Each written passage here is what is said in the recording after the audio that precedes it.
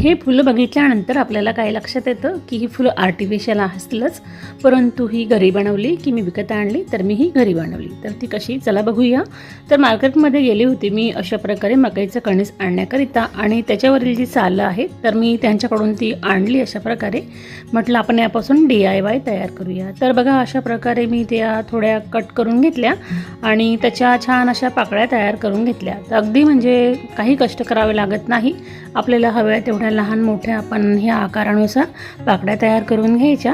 अगदी साधी सिंपल ही आयडिया आहे. वरून थोडंसं तार फोल्ड केलं जेणेकरून मला ह्या पाकळ्या इझिली छान तिथं फिट अशा बांधता येतील. तर आपण यामध्ये कलरिंग करताना तुम्ही कलरसुद्धा यूज करू शकता. अगदी पाण्यामध्ये कलर टाकून यांना कलरसुद्धा येतो, परंतु मी नंतर पूर्ण फुलं झाल्यावर माझ्याकडे ॲक्रेलिक कलर होते म्हणून मी त्याचाच वापर इथे केलेला आहे. तर झाल्यानंतर इतके सुंदर दिसायला लागले ना, तर वाटत नाही ते मी घरी बनवलेले आहे. कधी कधी असं वाटतं त्यांना बघून की जसं काही ते मेणबत्तीचे फुलं तयार केलेले असतात ना, तर तसंसुद्धा ते दिसतं. तर अशा प्रकारे माझ्याकडे टेप होता, तर मी त्या टेपच्या सहाय्याने त्यांची पानंसुद्धा तयार करून घेतली.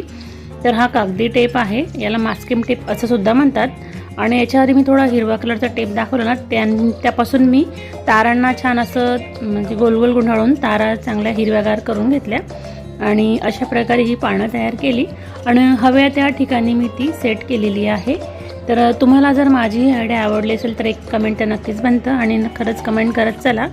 यामुळे आपल्यालासुद्धा असे व्हिडिओज बनवताना आवड निर्माण होते आणि आणखीन नवनवीन आयडियाज मी तुमच्यासाठी घेऊन येत राहील.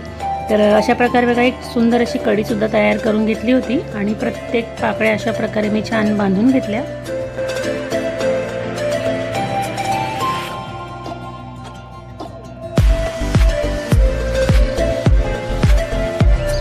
अगदी फ्रीमध्ये म्हणता येईल, कारण फ्रीमध्येच मी फुलं तयार केली, मात्र कलर लागला थोडाफार. तर अशा प्रकारचं हे बुके तयार झालेलं आहे. तर आपण डेकोरेशनमध्ये वापरू शकतो. तर मी काही देवघराजवळ ठेवलं, काही हॉलमध्ये ठेवलं, असं ठेवून बघितलं आणि कुठेही ठेवल्यानंतर ते अगदी खूप सुंदर दिसायला लागलं.